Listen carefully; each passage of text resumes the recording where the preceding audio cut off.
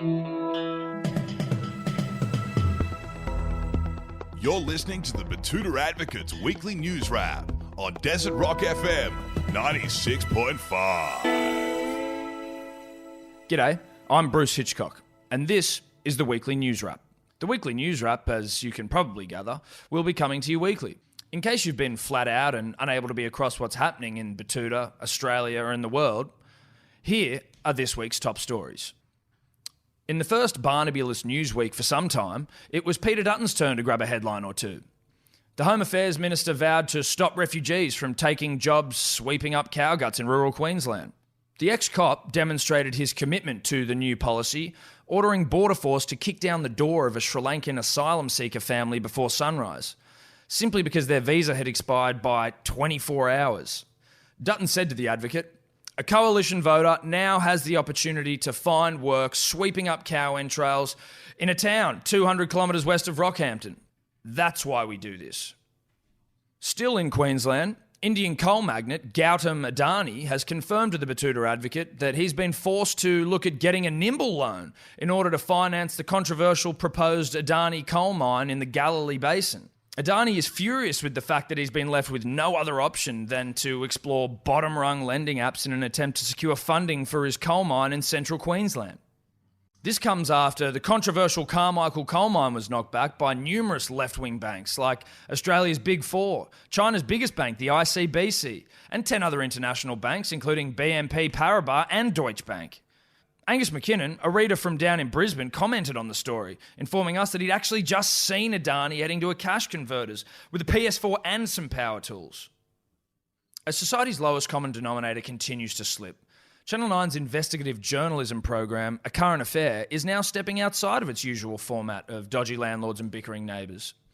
It's been confirmed that ACA is now just creating segments out of bogan drama they've heard at the pub. Tracy said, "It's amazing, forget the shifty tradesman. We just learnt that Kel's missus spent the baby bonus on a new TV." In hard-hitting local news, Ice Cream and Milo got the nod last night as a suburban mum acknowledged that her dinner was a little too experimental. Mum's most recent crack at trying her hand at a completely new style of cuisine resulted in a glorious face-saving climax as she revealed that Milo and some plain vanilla ice cream were the go last night. Many of our readers wrote in with their Milo and ice cream stories, including Zali Nitschke from Sydney, who told us about her mum's interesting mussel soup. Elsewhere, an elite private school has been unable to guarantee a pedo-free education for its pupils, despite slogging parents for 30,000 clams a year. The private school says that aside from the 20 or so pedophiles that have been caught lurking their halls over the last couple of decades, you really can't get an education like theirs anywhere else. The prestigious college refused to comment on their pedo to non-pedo teacher ratio, but says their new bagpipe program really should be the thing we're all talking about. Craig Hutchison, one of our readers from the French Quarter, pointed out that at least they can guarantee the perpetrators won't be working or lower middle class. To music news now, and Spotify has curated a brand new playlist that features all the songs most played by drunk white chicks. The music streaming platform has called this new playlist White Girls on Rosé and is expecting to see huge numbers flowing in. Donald Treble, the head of data and analytics at Spotify, said that he noticed a sharp spike in the number of Biggie Smalls and Gwen Stefani streams on Saturdays and discovered that there is a huge demand for that kind of music.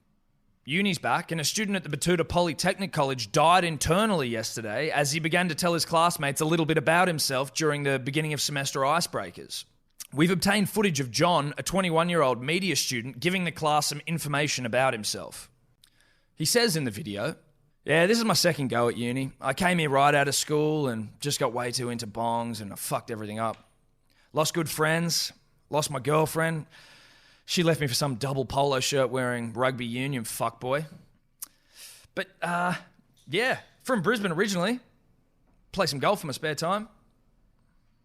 Overseas now, and the world's oldest human being has spoken to our reporters about the secret to living longer.